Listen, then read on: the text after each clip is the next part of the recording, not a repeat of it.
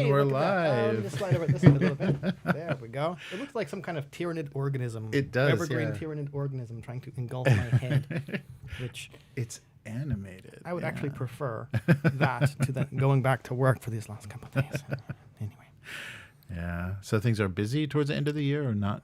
Not so Well, much, yes and no. Short answer, like, thanks to Omicron, thanks to people taking vacation days, like, what's less than a skeleton crew? Oh, I don't know. We've got wow. like a couple like bones left of instructors for like the multimedia center. So it's kind of like a scramble. So like on that end, we're kind of busy, but in terms of like office work stuff, not really. Mm-hmm. But hey, it's only a matter of another month before we got to crank out, or since no one else does it, has to crank out like 5 more kids' books in like 3 months, something like that. Yeah. Haven't even been written yet. Anyway, thanks for joining us on. I hate my job. Yeah, bitch time. Yeah, about work. Anyway, so. Wow. So any plans over the weekend? You guys do anything for Christmas? This is the first time in 10, 15 years have Christmas off only because it's a weekend. Yeah. So I think my kid has ballet practice on that Saturday. Oh, so cool. it's just going to be like... Yeah, it's not a national holiday here. So yeah, if it's on a Wednesday, it's just Wednesday. If you ever wanted like a small taste of what it is to be like Jewish or Muslim in the States, come to Japan because none of your holidays get celebrated in this. Except they kind of do a little bit. Yeah, there's like a weird kind of There's like a cosmetic secular version. Yeah. And then like, I'm sure like, so today's the 24th.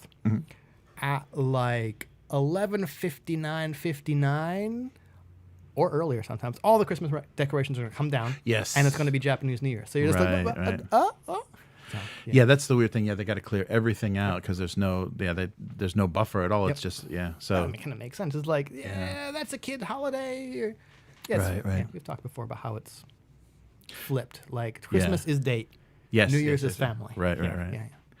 Yeah. But you get proposed to on Christmas Day in Japan. Or Christmas Eve, sorry. Yeah, the couple's dinner is Christmas Eve. So tonight's the restaurants are all packed. Except they're not, hopefully. You know what? You know what? I bet they still are. Could be, yeah. Because I've seen, because it's just a suggestion. It's just there's not mandates. It's just recommendations. So if you just opened a restaurant, you're going to just stay open regardless of how. Do you think you would be able to very kindly, if you would, stay home during the pandemic? Yeah. Yeah. So we'll see after New Year's, after everyone's visited family. Yeah. There's going to be a massive spike. Yeah. Fun. Yeah. Fun stuff. All right. Well, this is our Christmas stream. There's not a lot of Christmas going on in the news. What are you talking about? Look at the screen. Oh, look at the screen. Yeah, there's candy canes, and I decorated. I royalty-free decorated myself. Nice. But so let's do this. So I've got a little bit of follow-up news. And an explanation for why I'm wearing this festive holiday. I don't like sweaters, but I love that sweater. And I'm very jealous and I want one. And it's got all the icons from every clan on it and everything. Man. All right. So let's do this. Oh, wait. Let me just double-check the chat and everything. Hey, Matt. How's that going in the chat in K5? Thanks for stopping by. And Crispin, Merry Christmas. Yeah, so happy holidays, everybody in the chat. Sorry, I was...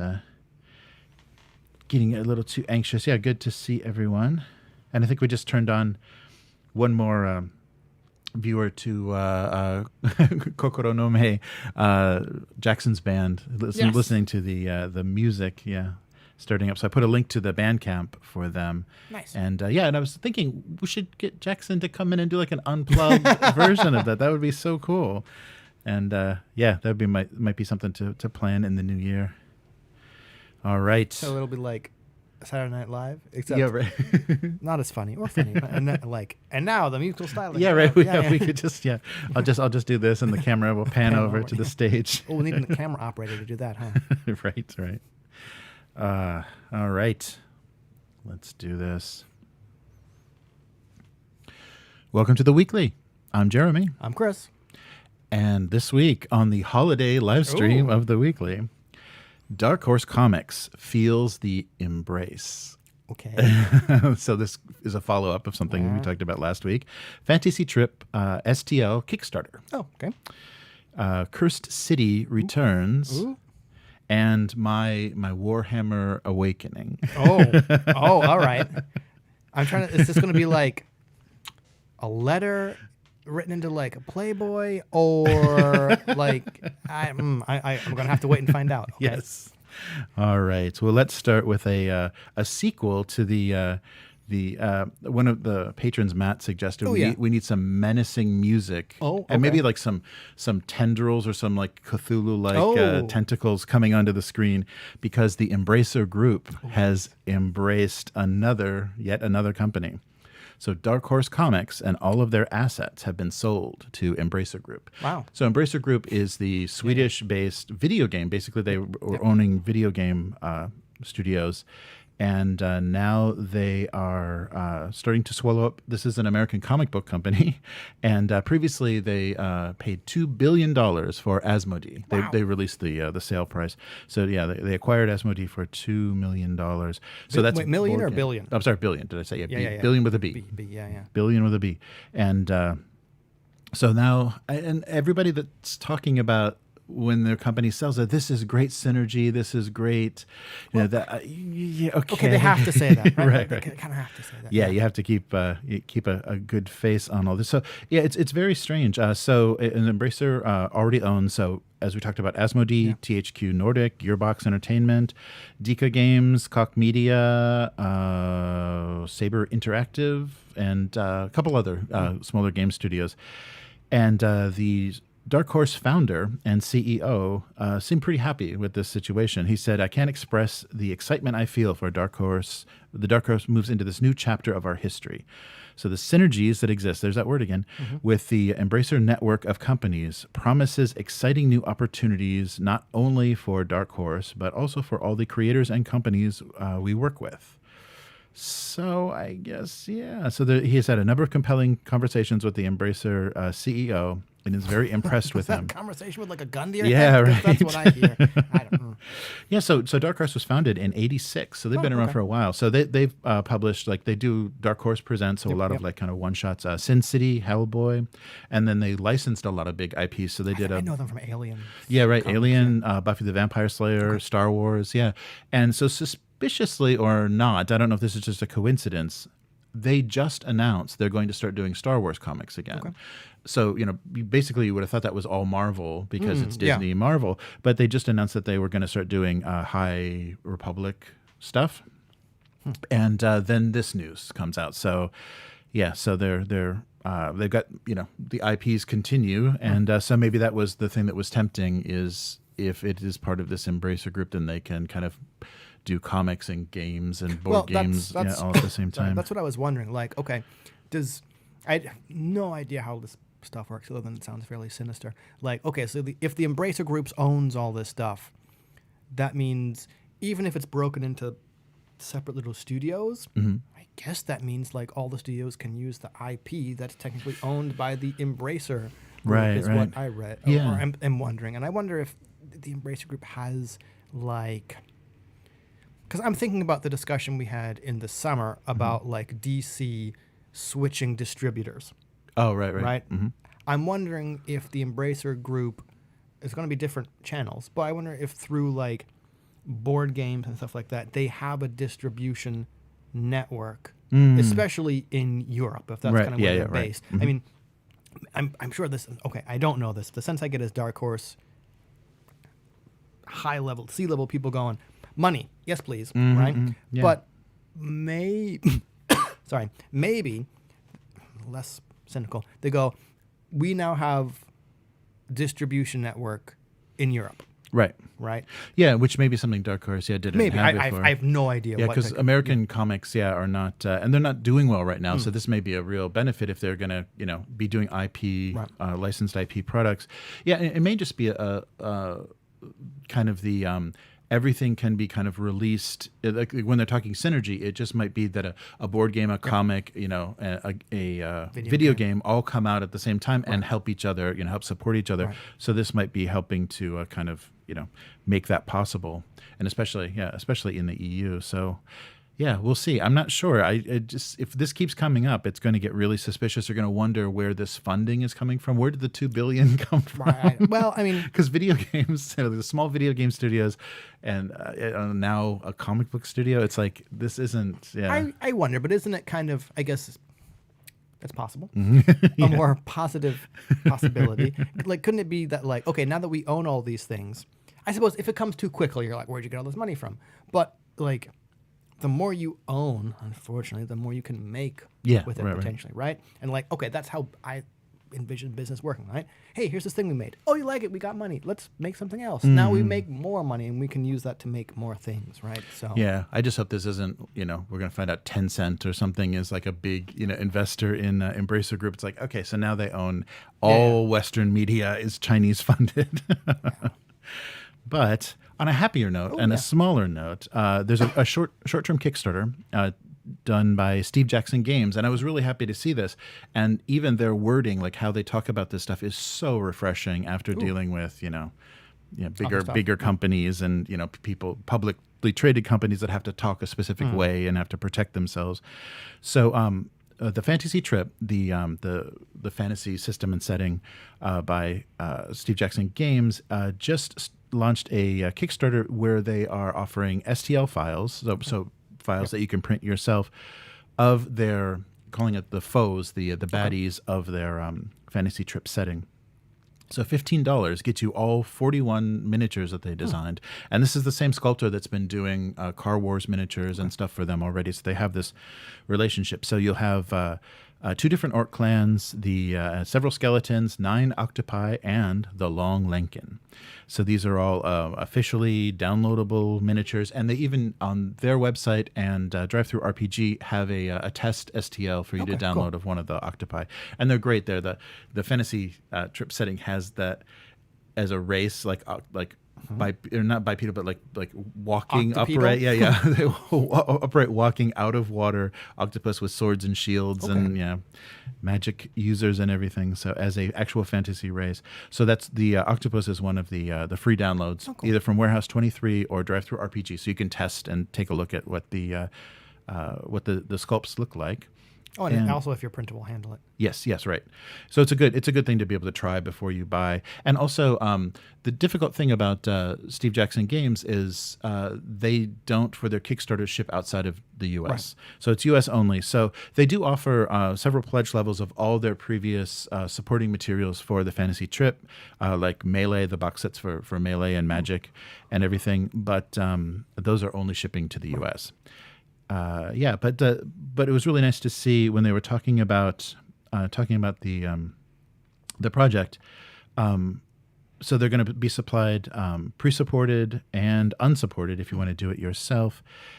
And so all of these figures were sculptured by Spiros, the same sculptor that they've been using, and designed to be 32 mil. But of course, you can scale them up to whatever. So if you want to play Melee at 54 millimeters, you can do it yourself.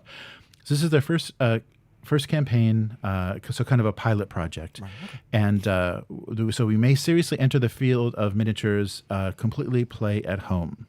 So goodbye bottlenecks. So they're very much interested in avoiding the distribution problems. So this is a golden age for miniatures fans. STLs can be created, distributed on the internet, and printed on widely available 3D resin printers. Even if you don't have a 3D printer or don't want one, you probably know someone that has. Yeah. Oh, it's not that I don't want one. Yeah. And we have some miniatures for you. So this is a really nice thing to see. They're very open. Like they want you to use, miniatures for their games, their races, and they're making them very affordable. They're not, because sometimes there's, I think, a temptation for some people doing STLs online. It's like, okay, well, we're actually selling a miniature, so how about $10 a piece? That's reasonable. That's what people would pay for a miniature. So this is nice. They're giving you a really good selection, and they're very old school. The sculpts are great. They are very evocative of 80s fantasy RPGs. So cool. So if you're interested in that, so skeletons, the bloody skulls, scorpions, 2 of the orc clans, and then the octopi. I bet the first spell that those mage octopi learn is breathe air. Yeah, right. Yeah, right. Like, whoop. All right. Or command water. Right. So take a look at that if you if you like printing your own miniatures and want to support a company that's really open to saying, yeah, we want to get into this, but we don't want to sell physical miniatures. Right. You know, we already know our limitations, and we're only distributing in the U.S. anyhow. So, but you can. Their stuff is available on Warehouse 23. You can get international shipping there. Okay. It's just brutal. Expensive. Yeah. Right.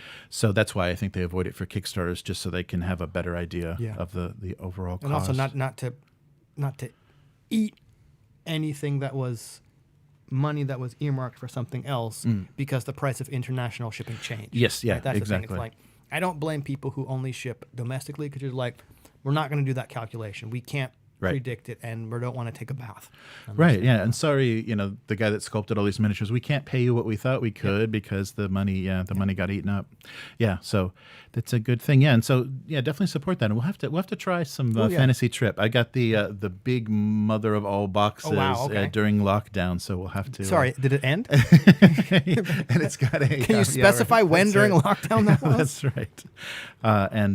So it's all hex. It's all hex, and cool. And it uses the melee rules. It's great. It's a really nice. It's a really cool system, and they really kind of built upon it with their little boxed games. Cool. And I was thinking about the accessibility of STL files and 3D printer. And yes, I am very lucky to have a friend with a 3D printer who will gladly print me models. But like when we were starting to print those Highland miniature stuff, and I think my collection of about like 1,000 render bases is going to show up today. Thankfully. Oh, nice. But like 3D printing is cool. It's still not as accessible as other stuff like paper miniatures and stuff like that. Right. So I think it's like a great alternative. And I said this on Twitter like a couple months ago. I think it's like a great alternative. It's like awesome. It allows, I don't know if it levels the playing field, but no, in the same way that people had physical sculpting skills, right? And you could develop that. You can develop those digital sculpting skills. I think distribution with digital files probably comes easier than physical stuff because no longer do you have to like make a mold or do other stuff as ship. So I think that does kind of level the playing field a bit more than physical sculpting, and it's an inexpensive or less expensive way to get involved in the hobby. But I think, as other people rightly pointed out, it's way more intimidating, or potentially way more intimidating, to buy and set up a 3D printer than to order miniatures online or to go to like a miniature shop. So while we're not at the point where it's like super ubiquitous to the point where companies like GW and other miniature companies are like, whoa, we don't have a business anymore. But I think it potentially could get there. Right. Yeah, I think as soon as the kind of the technology plateaus and it's like, okay, this is as good as we need them to be, because right now they keep increasing the resolution of the screens, the size of the build. And as soon as it's like standardized, which it may never be, but as soon as they can kind of get it standardized where you can just like, okay, load, press a button, and you're kind of doing wireless printing just like you would print, PDFs or whatever off. As soon as it becomes that, then I think that's really going to change things a lot, and everyone is just going to have to fall in line because and if you get, the resin is durable enough that you don't have to worry about it being brittle the margin for error is, decreased so much that will be, it'll be a really great time, and that can't be that far off. It's just, it's just that we're dealing with the kind of hyper competitiveness of Chinese companies, the manufacturing these printers for a lot of the cases. And so the parts and everything, it's like, it's going to be hard to come up with a standard that people are going to, and so there'll probably be multiple competing standards. Like an EU standard, a North American standard, that they'll never, There might be, but I think I don't want there to be like a monopoly, eventually. But like at this point, competition's pretty good because like even over like the past year, being part of like that Print My Minis or whatever site it is, like the ads they get on their like photon cubic print, like I am watching the price of this thing drop, and the only thing preventing me from getting one is not having a place to put it. Right. So. Yeah, it's really amazing because it was, I remember like thinking about getting into it when printers were like $400 and now there's a under $100 printer. I mean, it's tiny, but it's still, that's insane.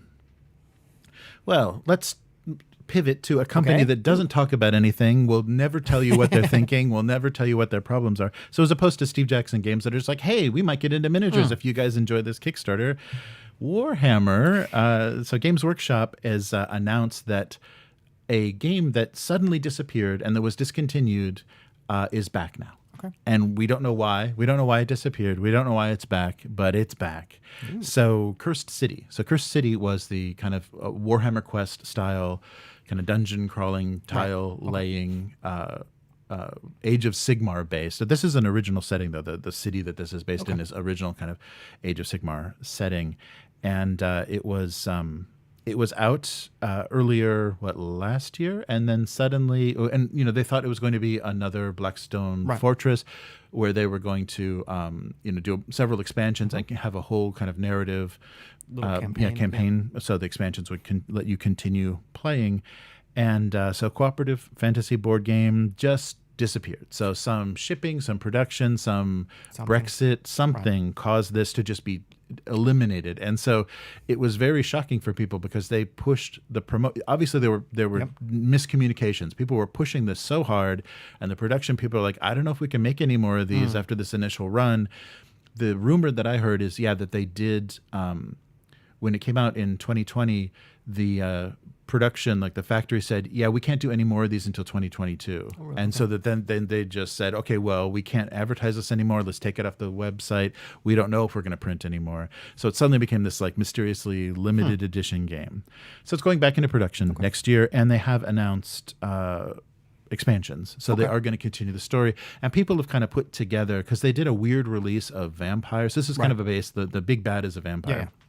And kind of a vampire werewolf-y kind of thing. It's very so we're going underworld, right? So, but they did release this kind of very generic Age of Sigmar vampire release. Okay.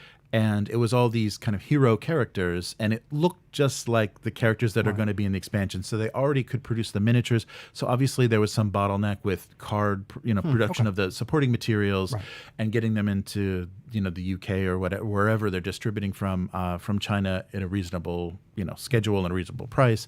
So they just dropped that completely. They went totally silent, and all of the web pages are 404, not found. It's just like mysteriously disappeared. Now it is back. So we've seen previews of like probably what's coming up in some of these expansions, and like do final form of the vampire boss that you're going to be facing. So that's already released, and we don't know the story. We don't know what's going on, but we've seen what they're doing, it's just very odd. But I guess that they're scrambling, and the guys doing production have to figure out how to not be putting the company in the red by making these kinds of mistakes. And then the promotional side of it is just like, what do we do now? We had everybody excited for this game, and now we don't have this game. Wait, do you think there's a certain point where companies overshare? It's possible. And I'm not saying that's what GW did. I mean, they undershared. Right? Yeah, but I think like movie studios definitely do that sometimes when things are in production, and you're like, okay, now I know too much about this, and my expectations are through the through the roof, and now the movie sucks. Well, I mean, that's your fault. That's your fault for raising your expectations, right? Right. Yeah.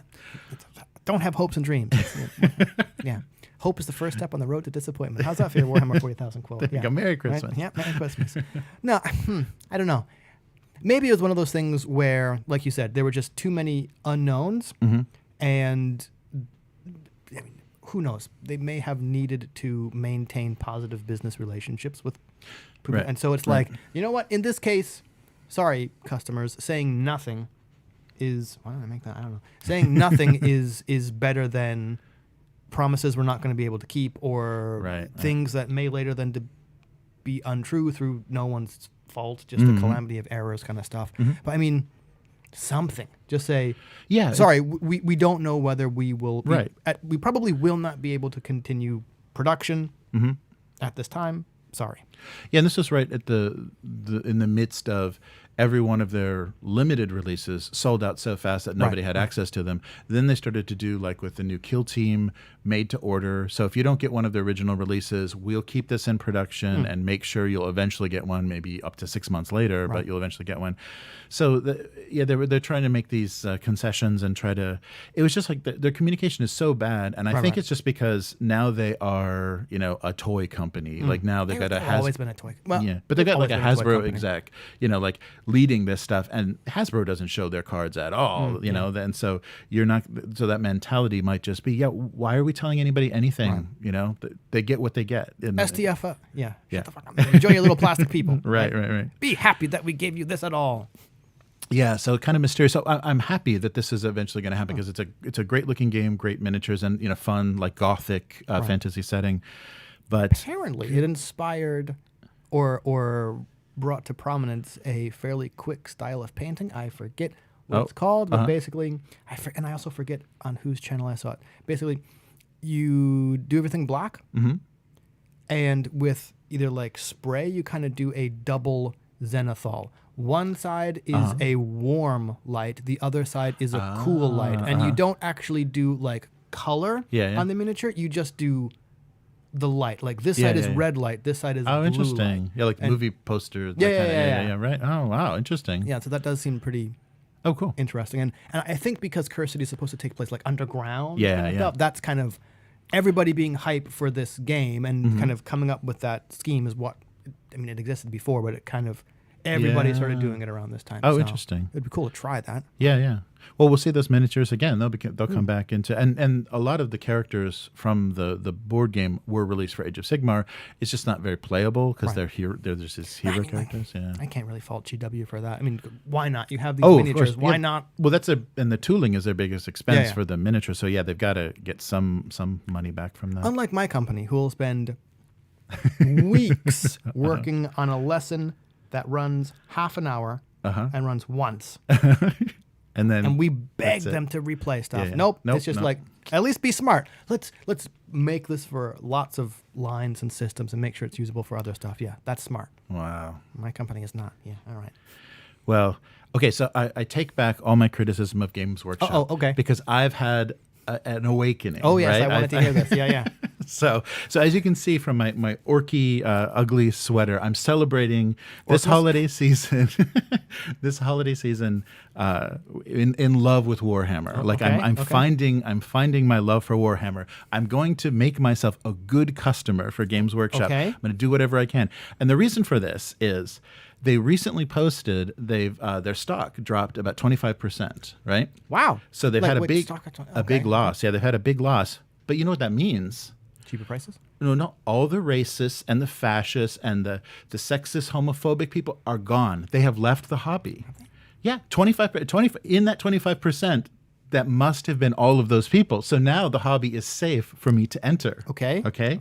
So I feel good. I feel justified in entering a good hobby with honest people. There's no hate. There's nothing there, right?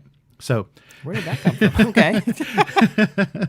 So I had to choose a faction, right? Ooh, So I chose orcs. Okay. Right. And I have my codex here. Yep. And the thing that I noticed, is they don't put the edition number. So I'm not sure if this is current or not, but I do have my codex for orcs. It's a little confusing, but let me explain a little bit why I chose orcs.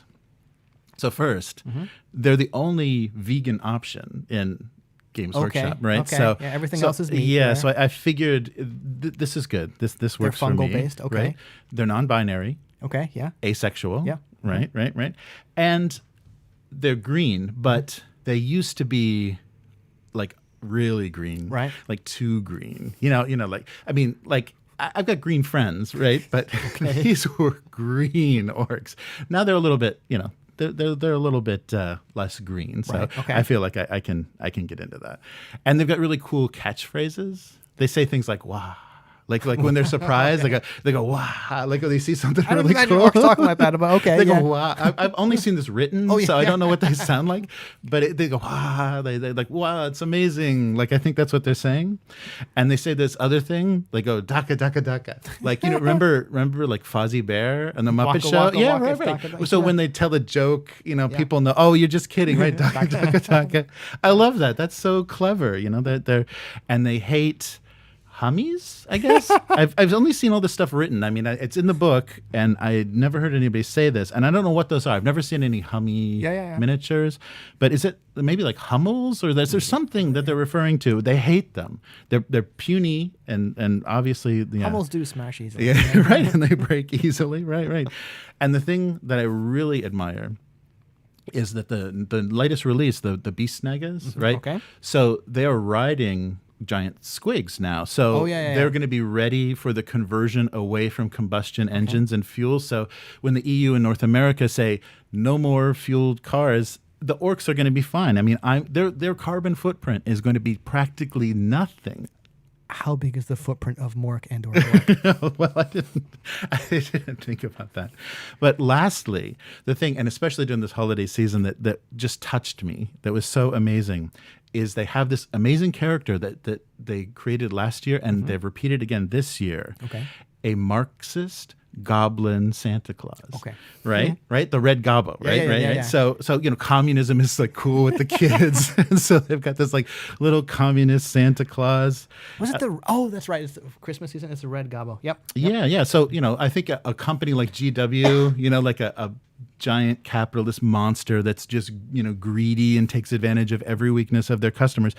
I think a Stalinist Santa Claus is a perfect representation of the whole, a company that released 2 major updates to their 2 biggest game systems during the pandemic.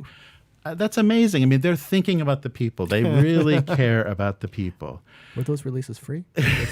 Yeah. They should have been, shouldn't they?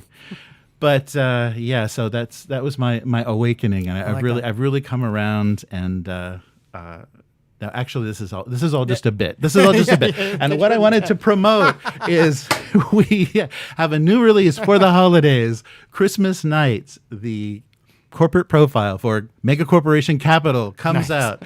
A good setting, a uncorrupted, wonderful, dark. Diesel punk setting. How do you work the dark symmetry into uncorrupted? Yeah, right. Well, it's uncorrupted as far as that. It's the corporate wokeness hasn't infected this setting, but it's corrupted in the right way, right? Okay, right? yeah. So everybody, please join us for the premiere on.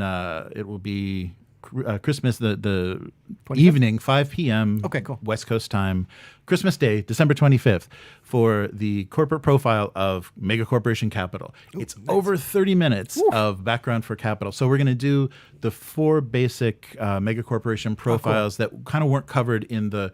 We just kind of jumped into the chronology and the setting and didn't do background of Bauhaus, Capital, Imperial, and Mishima.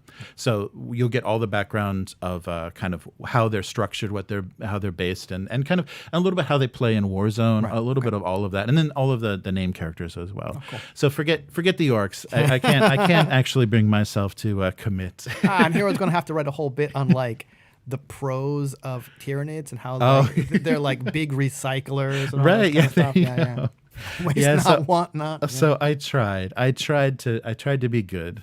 I tried to become the customer Games Workshop always wanted me to be, but I can't. You didn't buy anything. Well, no, you didn't buy anything from GW. Yes, right. Yeah, I did buy a licensed sweater. So I guess they got money from it. Yeah. Right. That Ultramarines bathrobe with the giant pauldrons though does sound amazing. Yeah, they really did some strange stuff for Christmas, and that company they've got amazing licenses. They've got like every big thing they're doing sweaters. So anyhow, this actual sweater though, just a Merchoid is the company. So this sweater, it's made in the UK, so 100% pure UK British nylon, right? Mm-hmm. But I was really surprised. Like it's affordable stuff. It's just trashy pop culture stuff. But I was surprised it wasn't all cheap Chinese garbage, and it's actually like decent quality. It's actually like surprisingly not just that strange stuff that you see kind of floating around. Nice that if I was ever going to get an ugly sweater, it would be that. Yeah. Yes, yeah. I couldn't pass this up. It was of all the combinations, it was the ugliest color combination and had the greatest. But it's also the most Christmassy. Yeah, that's true. That's true. The combination is Christmassy, and all the iconography of the orcs is on it. So I haven't seen Bad Moons. Oh, there is. You got it. Oh, there's a. It is. I swear. Oh, I right. I counted them all. No, Maybe on my back. Yeah, I'm trying to remember them all. Bad Sons, Deaf Skulls, Flash Kits. It's great. Yeah. So really funny. So yeah, and it was free shipping to Japan nice. for whatever reason. Yeah. So yeah, keep an eye on those guys. They do some really weird stuff, and they're stocking a lot of the other merchandise, like the figures and pins and stuff that other companies are doing. Do they have Chibi Space Marines? They don't. No. I think that's a Japanese. That was a Japanese license. Sorry, that's kind of weird. They did an advent calendar of every chapter of. I think that's how I saw it. I mean, like, no knocks against people who like those little chibi figures. I'm just, and it's not only for the Warhammer 40,000 stuff, but when I'm looking at chibi, I'm like, this is so small and intentionally cute. Yeah. And violence is still just as. I'm like that.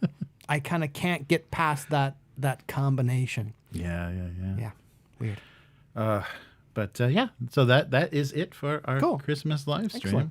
Yeah. So where can you got to go back to your family now. Yeah, right. So where can people find you? On Twitter, as always. That's Hivemynd, HYVEMYND, where just on the way over here, I have discovered the Godot video game engine.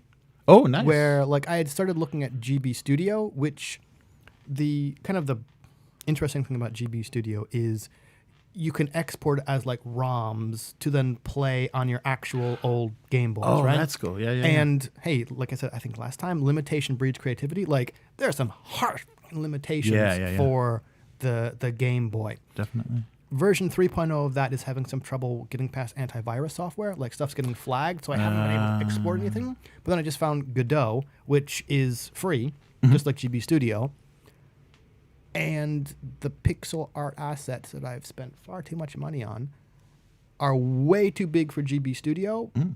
So I'm like, okay, let's learn Godot so I can use the resources I sank all this money into. Nice. So I'll report back on that after the holiday. So that's what I'll be talking about on social media. Very cool. Very cool. Can you plug the Upturned Table stuff? I'll be right back. Yeah, sure. A little emergency. Yeah. So, you know what? You would have thought that as many times as I listened to this when Jeremy was saying it, I could spout it off. So let's see. If you want to support this podcast, we can find us on Upturned Table. That's upturnedtable.com. We're on Patreon. We have a Twitch channel. We're on YouTube. We're just about basically everywhere. If you want to become a weekling and join the other alpha weaklings, that's Patreon/Upturned Table. And I'm not sure what else I'm supposed to plug here. Merry Christmas. Ooh, I don't have any ability to check the chat, but if you want to come on and chat, Jeremy does hang around after I have to go back to work and interact with the chat. We don't have enough people to actually check the chat while we're doing live stream, so that can be pretty difficult. But yeah, so again, plugging everything, that's upturnedtable.com, and we're basically everywhere. We do this every week around the same time. Don't know if we'll be doing it next week since basically everything shuts down for the Japanese New Year holiday. We get some time off, but we'll probably be coming back either like the first, maybe the second week of January to do, starting in 2022. Unbelievable that it's that long in the future. That didn't make sense. Anyway. Cool. Thank you. So, all right. I think this is why I have Jeremy on, because he actually has all the notes. So I think I got everything. Oh, good. Nice. Yeah, so and take a look. So if you want to see the Mutant Chronicles, the Capital profile now, that's available to Patreons and YouTube channel members. Oh, nice. So that's why you subscribe. Yeah, so click the join button below, and that'll be available to you immediately. I give a perfect example of why I like riff off of what other people say rather than be the main host. Nice. Well, thank you so much. I appreciate the help. But yeah, so happy holidays, Merry Christmas, Happy New Year to everyone. We'll be back probably before the New Year. Are you working on next Friday? I'm out next Friday. Okay, cool. I'll probably be up in Yonago Oh, Prefecture. okay, cool. So we may get a solo cast. I'll figure out like what schedule-wise works best. So right before the new year, we'll give you another weekly to just kind of try to catch up. And we probably should do a best of kind of thing, for 2021. So so think about best of. Yeah, nothing. Right. Yeah, there was 2021 sucked. There was nothing good about it. Yeah, it becomes more and more difficult as these years are choked. Someone pointed out that 2022 is 2020. Yeah, they're doing that thing in Japan, that +1, like 2021 +1, 2022. So if it's an event that was delayed and scheduled, when they show it, that like even the what was that? There was some event that was postponed by a year, and they did +1. I guess it kind of makes sense. And even the Olympics, I think I saw advertised that way, 2020 +1. Yeah, it's the 20 to cancel.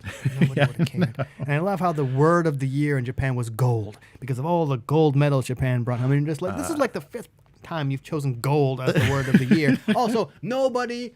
Okay.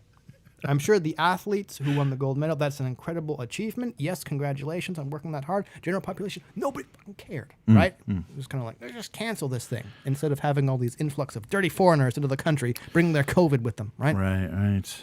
Yeah, now we have the Winter Olympics in China to look forward to. Which nobody's going to. I don't know. It's got to be hard. I mean, this has to be a really rough stretch to be an athlete, during these times. This is ridiculous. Yeah, I kind of can't imagine that. Like all the hard work and stuff you've put into training and all that stuff, and it's just like, you're going to have to choose whether you go or not. And that window of opportunity, it's every 4 years, so you don't have a lot of chances. And this one was canceled, and maybe next one too. We don't know yet. Yeah. Great. All right. Cool. So that's it for this week. We will see you Christmas evening for the premiere of the new video, and otherwise we'll see you next week. So thanks for joining us. Later, mortals. Goodbye. Thanks for handling that. I got a little bit of a Lyle syndrome. Cool. Oh, my leg. All right. I gotta work. I am stealth reading Godot engine tutorials. Oh, nice. Or just at least a documentation. Nice. I'm going to have to do some kids stuff later on. Oh. So your daughter going to have any recitals or anything related to the class? But we got to go to, depending on how she feels, because she's got a bit of a cough. She does have ballet class tomorrow for kind of normal Saturday class, but it's up in Ithaca again, kind of like the big school, and it's supposed to be some kind of, not necessarily like a Christmas event, but we found out that the whole school is going to like do some little dance because parents can watch the class. So it's not like it's not like a recital. It's just kind of like a little maybe end of the year. Nice. So we'll see how that goes. Not sure if we're going since not knowing if we should bring her, but we'll see. Hey, K5 just joined as a supporter on our YouTube. Thank you so much, K5. To my rambling, whatever you call it. Nice. Oh, thank you. What a Merry Christmas. Yeah. Thanks so much. All right. I'll let you know what's happening. Yeah. So we'll figure out something, and even if we can, Yes. Yeah. Definitely. Cool. All right. Merry Christmas. See you. Oh, K5, thank you so much. What a wonderful Christmas present. Yeah, so that's so I'm trying to balance everything that's available to patrons and the YouTube members as well. So thank you so much. And yeah, you get the nifty upturned table emoji right away. Very cool. Yeah, I didn't see any notifications. Sorry about that. Maybe that might not be set up to notify. I think only the things that Streamlabs has. Nice. Well, let me go back through the chat. So it's good to see everyone. I hope you're having a good pre-holiday. All right. So let me double check. Cool. Oh, yeah. Yeah, that D20. I love as the Gygax turns, that little bumper is so cool. The D20 world, I love the look of that. That's excellent. All right. Yeah. I think Melinius, I think you're right. It's a little, and especially because things can go south, and then they're just gonna, all that stuff is gonna get scattered if Embracer Group collapses due to whatever, financial. We don't know like what these finances are based on, and every game company in America and a lot of entertainment companies have such big ownership by Chinese investment, and a lot of it is Tencent. That I don't think there's a single video game company that doesn't have at least like a 10 or 20% stake from China. So that's my suspicion, is that Embracer Group is on this acquisition spree because they've got money.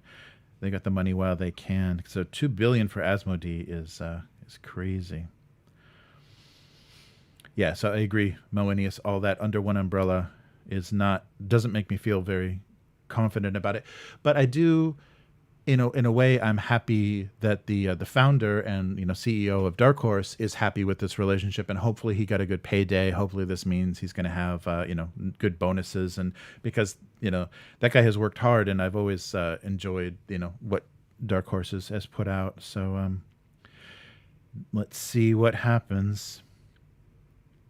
Oh, nice, Yum! Merry Christmas! Nice to see you. Happy Christmas weekend to everyone. Nice.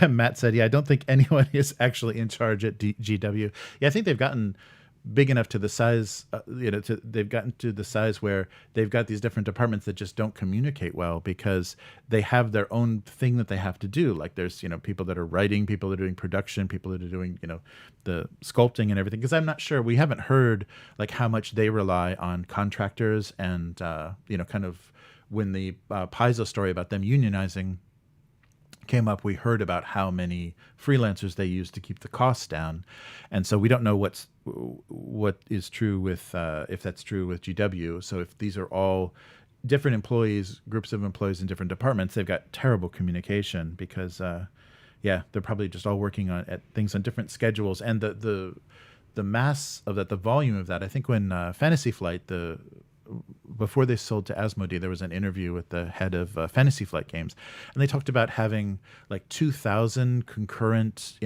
printing production jobs going on in China at any one time for all of their different, parts of all of their different games and things.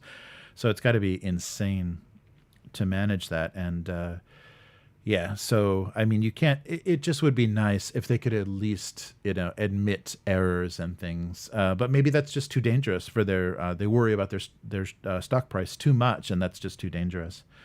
So we'll see. Oh, thanks, Alvaro. Thank you. Yeah. So the fiction series. So I took a little break from doing the weekly fictions to finish the Capital profile. Video. It ended up being much longer. I didn't think it was going to be 30 minutes, but it ended up being, because I took a lot out, but there was still so much about the structure of the mega corporations and the history, and then their bases of operation and everything. I think all of them are going to run a bit long like that, but it was thanks. Yeah, thanks. And the orc the orc thing. I always want to come up with something to harass Chris about, so I thought that would be fun. And this was irresistible because the pattern was so crazy, and they had free shipping from the UK to Japan. That company did free worldwide shipping, which was insane. So Merchoid is pretty aggressive right now with getting their stuff out there. Nice. Yeah, I do like the sweater, and I do love orcs. I do love Warhammer orcs. I think they're one of the few factions that keeps the sense of humor and keeps kind of the satire, because none of anything about the orc lore makes any sense. It's just things work because they believe that they do. They believe if you paint something red, it goes faster. I like the crazy. The crazy war hungry or war obsessed, power obsessed faction of the orcs. I think that still keeps Warhammer away from taking itself too seriously. Thanks again, K5, for becoming a supporter. That's so cool. Oh, nice. Oh yeah, so all of the iconography. I think they included some of the spark plugs and everything are all, well, I guess orcs are always kind of like bashed together technology. Like they loot equipment from the Empire and from the Space Marines, and then they just refurbish it with good old fashioned orkiness. And so on the sweater, they probably included details because the last release, the one previous to last, was the Speed Freaks. So the Speed Freaks were kind of, Mad Max Fury Road kind of inspired, just like crazy dragsters and really over the top cars and trucks that were all based on a faster moving kind of fast attack units and things for the orcs. So there's a bunch of really cool releases that came out then that were all kind of car related, all kind of very very what's the word? They were very kit bashed looking in their in the design of them, but of course, it used to be in the rules that you would just do that. You would buy a something intended for the Empire or the Space Marines, and then you could just glue some plastic card panels to it and orc it up with customizing it. But the rules for those, I think, are long gone. But so they did orcs had a whole Speed Freaks faction that came out that were just speed and racing obsessed. So it was very much like the army releases. The army box releases look very much like Mad Max Fury Road, kind of the scale of them, because there's bikes and cars and then big trucks, and they're all just crazy customized.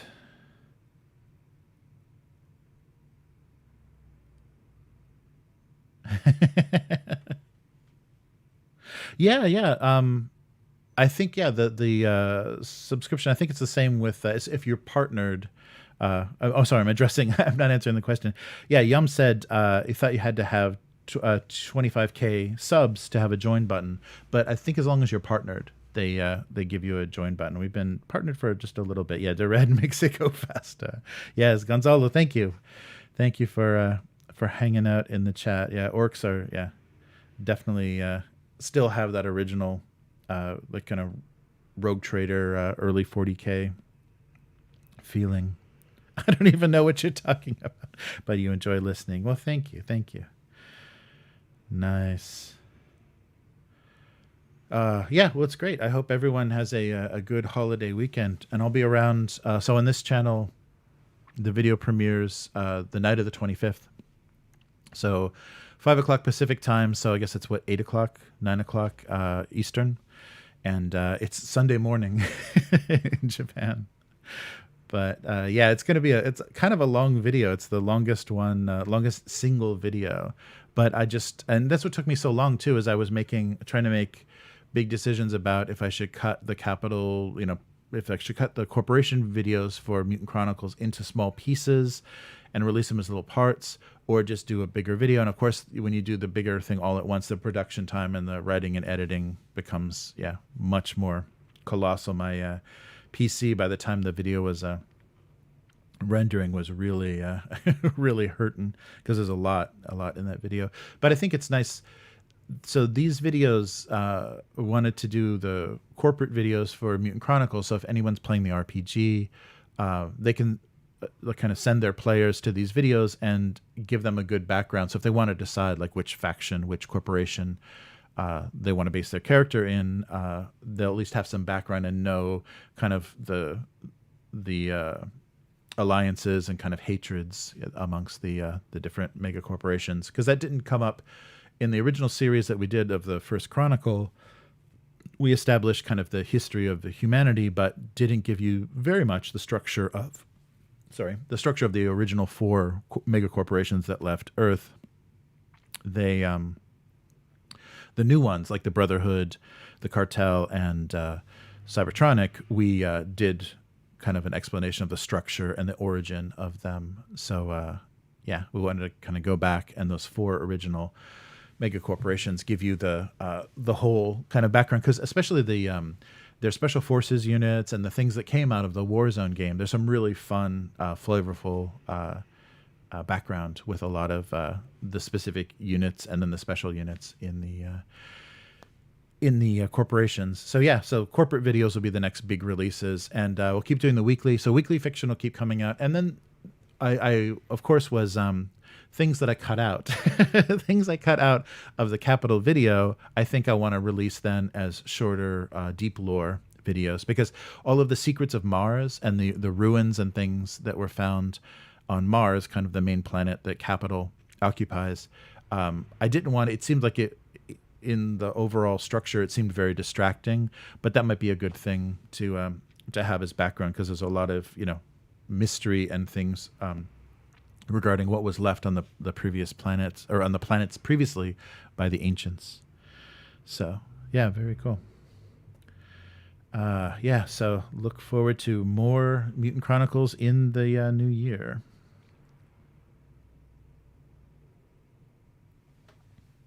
Yeah, so on my on my sweater, so the main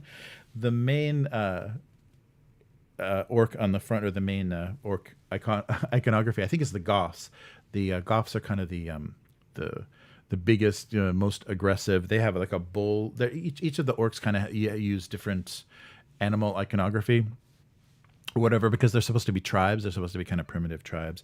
So this is always, most often you see, the orc Goth bull head on a lot of the things. And so there's a lot of other, there's Bad Moons is the red circle. So anything that's red, they didn't do yellow on here, so you can't see. Oh, maybe that's why maybe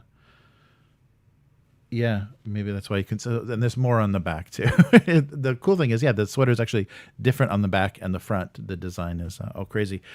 The weird thing, though, just a warning: if you do order things, I don't know if in the UK guys are very thin, but especially for nerdware in the US, they do huge sizes.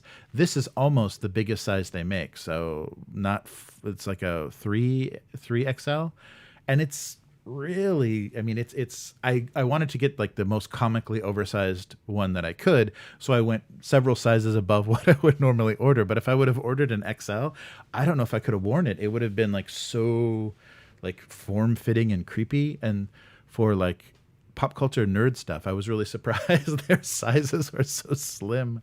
But maybe there's a European thing. They don't eat as much trashy food, so their nerds are a little more slender. But just a warning, go up a couple of sizes if you order anything from them, because the sizes are small. And I'm always used to doing that, adjusting sizes, because what they call like a large in Japan is not large. So you always have to make that adjustment. But I didn't know you had to do that for the UK as well. UK sizes were smaller than I thought. Nice.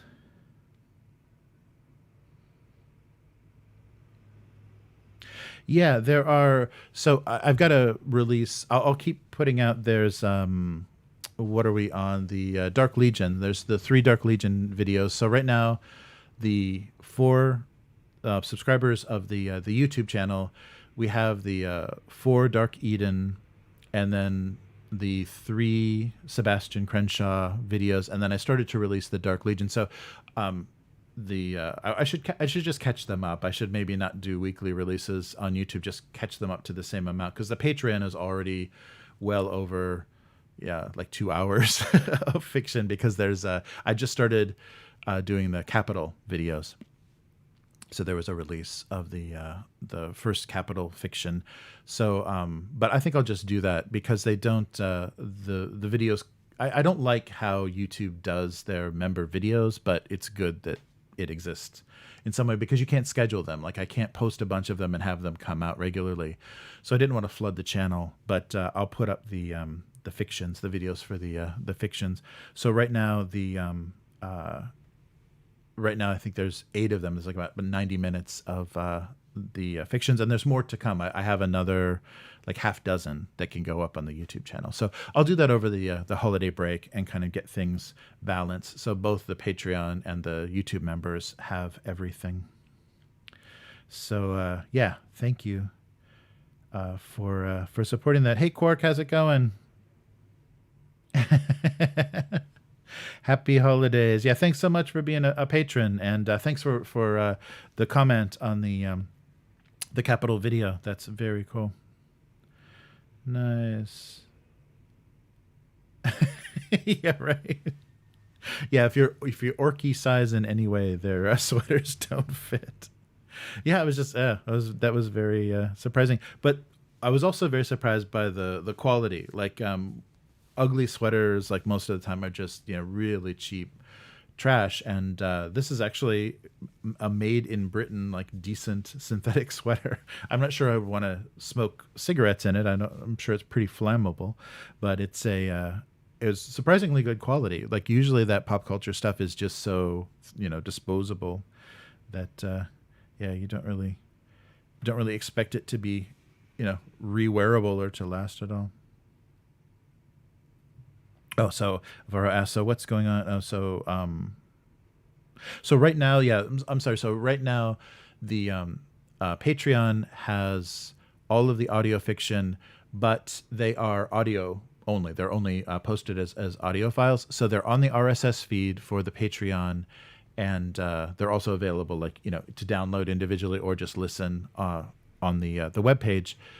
On YouTube, of course, they're videos. So I did the thumbnail video and just uploaded those. So I will get the number of fiction on both platforms the same. It's just a matter of turning them into videos, because they're just MP3s on the Patreon. So if you like having some little graphic, I think I did the embers, the burning embers, and the thumbnail, or the cover image for the track itself. Yeah, those are fun to do too, because I love to look. You can tell that some of the fiction that they wrote for the Mutant Chronicles was, they just said, here, look at this Paul Bonner illustration and write a story based on this, because there's a few of those really iconic Paul Bonner illustrations for Mutant Chronicles, or for Warzone specifically, that I think the writer just looked at, and he just made a story up based on like what it looked like was happening, or this is the climax of the story, so tell me what happened up until then. Because especially for Mishima, a few of the those stories really felt like they were inspired by the illustrations. Oh, thanks, Yum. Yeah, this is just the corner of my office, actually, with the so Yum said that the set looks sleek. Yeah, I would try to do something kind of minimal, instead of like being in front of a curtain or whatever. These are just panels from the kind of storage area, and I just kind of angled them in the corner, so we had a something that looks like a set, or at least something that would bounce light around a little bit more. And now it's got animated Christmas decorations hanging everywhere from it. Yeah, and the problem is with the set that's all white, I couldn't do, like for my cartoon stream, I did like a snow, just had it snowing, but it would look very, very gray and even more ashy than it did on my cartoon stream if I tried to do it on a white background. Well, thank you so much. Yeah, and that's another thing. I'm not sure if Chris plugged that, but Abuse Cartoons is the live stream that I do, where I draw my weekly cartoon, Domestic Abuse. So that's that's Tuesday afternoon, Monday evening in North America every week, and it's just a chat and draw kind of laid back live stream, and it goes anywhere from 2.5 to 4 hours, depending on how long it takes to actually get an idea out. So you can watch the struggling creative process on that stream.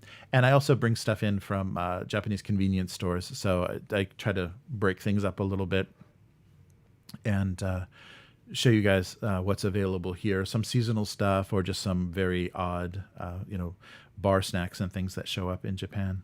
So that's Abuse Cartoons on all social media, and then both on YouTube and Twitch, Abuse Cartoons. Nice.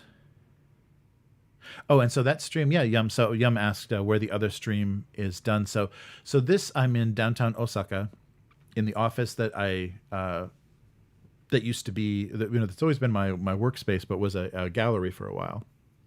So I ran it as an art gallery, and now this is very close to Chris's office, so I can get Chris to come in during lunch, and we can just sit and chat here, which we were doing at like Subway and Dum Dum Burger and everything anyhow, because we were both working in the same area. And so that's how the live stream happened.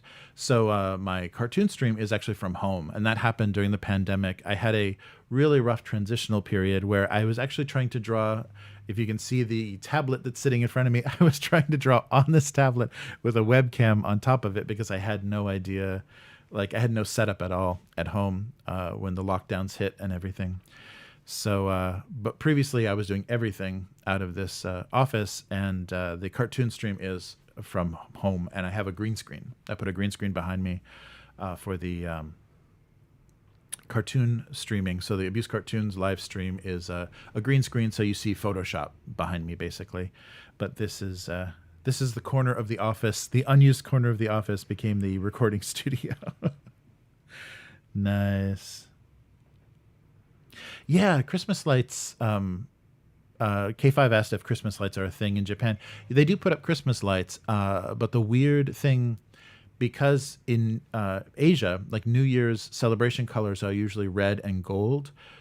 They don't do red and green or red and gold lights for Christmas. They do white and blue. And that's always for me, that's very Hanukkah. Like in North America, if you put up Christmas lights, but you're not Christian, you put up white and blue lights, because white and blue is, I think it's like the Israeli flag or whatever. It's the white and blue are kind of holiday lights, and it looks like, I think for Japanese people, it looks like snow or whatever. It looks wintry. So they do lights. They decorate a lot of the shopping areas and stuff with lights, but for some reason they see white and blue as very Christmas colors because they want red and gold for the celebration colors of New Year, of the Asian New Year. So yeah, that's a very funny thing. Office tour, right? I'll do that. I do have a little camera that I can haul around, but things are really in disarray right now. So you'll see this huge, this huge set of shelves with board games as well. I'll do that sometime. Yeah, that'll be a fun. That'll be a fun video. So after Chris and I do this stream, yeah, I'll walk a little webcam around the office so you can see. So yeah, I think you'll be shocked how long and narrow. I forget what they call them. There's an expression for this kind of size of office building, but it's really deep, but it's really narrow. It's basically it can't be more than maybe 15 feet wide. Like the width of the office is very, very tiny, and usually like they'll just put a little cluster of desks in the middle of the space. Yeah, it's very, Japanese offices are pretty miserable to work in unless you're very high up in the company. But yeah, these office buildings they build here are really long and narrow. So they're very strange. I had a little construction done when it was being run as a gallery. That's where these panels came from, is I wanted to be able to move, restructure for different exhibitions and stuff, to restructure everything. So we had these panels done with the same wall covering as the rest of the space. And now they are, making the set. So a little bit of behind the scenes information. Yeah, as soon as I can do some New Year's cleaning, so you don't just see stacks of board games everywhere, I will give you guys a little tour. Nice. You're funny. Oh wow.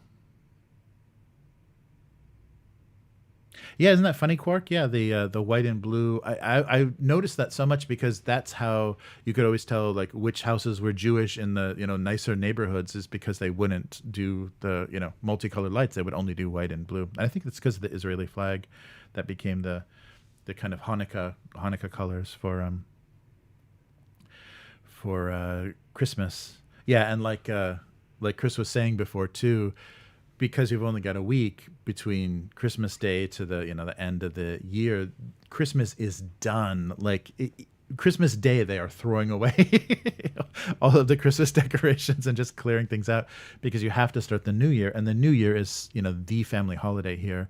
So they want a bigger emphasis, and there's much more decorations. And their culture, their religion and their culture is in New Year's. It's not in Christmas. Christmas is a very superficial kind of celebration.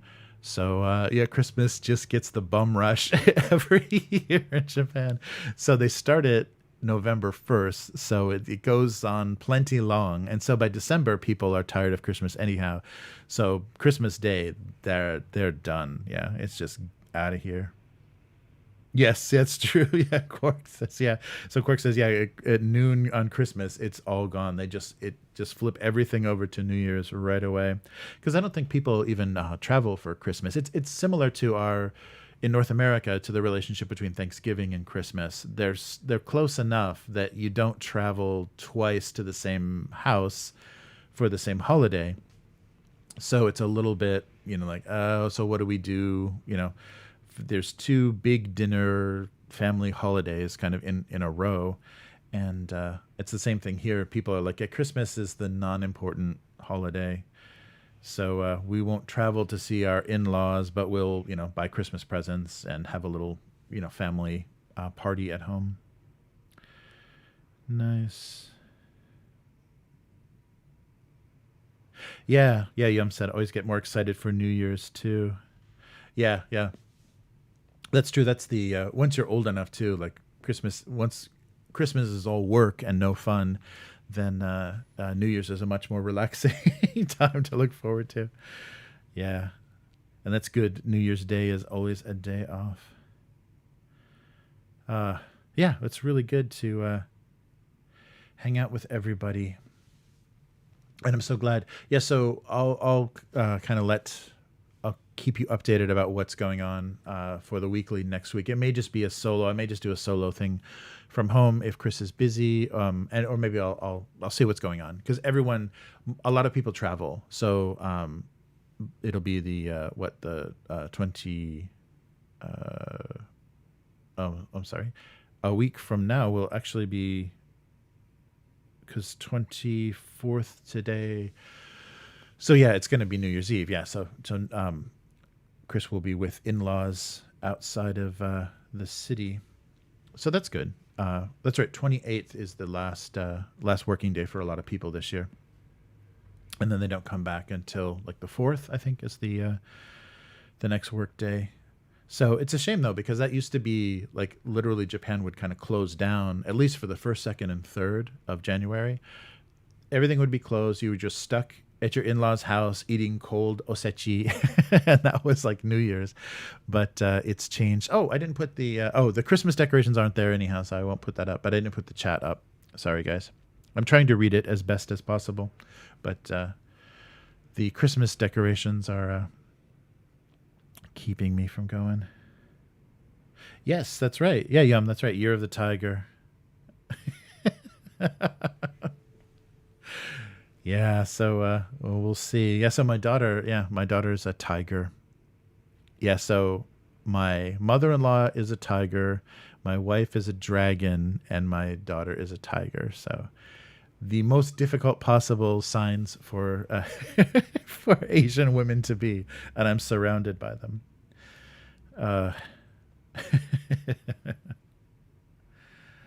Nice. All right. So yeah, I'll wrap things up because we started late. Sorry about that long lead-in. We started really late because I was doing a lot of running around. I told Chris just to wait until I message, and then I forgot to message Chris. So we started very late this week. So yeah, happy holidays. So Merry Christmas, and then Happy New Year. I'll be back hopefully before the new year. I'll figure out what's going on with the weekly, and if not, I'll post some notification on the channel about what we're doing. And then once the new year starts, we're going to try to get together and play some Hero Quest. So maybe we'll live stream that. That'll be a fun, because yeah, it's not a difficult game to learn or play. So anybody that hasn't played it in the group will not be at any disadvantage. So we'll do that. And I think supposedly at the end of this month, my Return to Dark Tower is on its way. It's very nearby, so it's going to be here within a week whenever they decide to ship it. But they're holding all of the Asian Kickstarter pledges. So that'll be really fun to play on live stream too. So Dark Tower is that one with the plastic little rotating computerized tower in the middle of the board. They've really elaborated on, and the creator of Frostgrave, or not Frostgrave, the creator of oh my god, I'm totally blanking. They just released the Frozen version. The creator of a really awesome fantasy board game worked on the design of this. I can't believe blanking. Not Frostgrave. They did a Frost version of it. Anyhow, yes. So we'll hopefully be doing that on stream as well. I don't see it in front of me, so I can't. I'm the worst. I can't think of anything on stream. So if it's not in my notes, I can't remember it. Childress. The designer's last name is Childress, and he worked on The Return to Dark Tower, which the same company, Restoration Games, that did Return to Dark Tower, was trying to deal with, I think it was Chaosium, whoever had the rights to Hero Quest. They were negotiating with them to do their version, their kind of revival version of Hero Quest, and they would have updated the rules. It would have been a gorgeous deluxe game, and instead we got this Hasbro reskin. And you saw me, if you saw the unboxing, so take a look on the channel for the unboxing of Hero Quest. It's a bit of a disappointment. The quality of the components is very Hasbro. It's not what we are used to now with Kickstarter board games. Alex Childress. Gloomhaven. Thank you, Matt. Jeez, my brain just locks up on live stream. Gloomhaven. So Frosthaven they just released. That's why I was saying Frostgrave. But yeah, he worked on the mechanics for it, so it should be pretty fun and more sophisticated than the very simple the original one. The only thing that I'm a little reluctant about or whatever is, you need an app, and you can do that with the new Hero Quest as well. Apps are becoming a little too common in board games. I guess it's good if they're running a sophisticated AI, but if it's just a distraction or a replacement from cardboard pieces, then I'm not sure what the point is.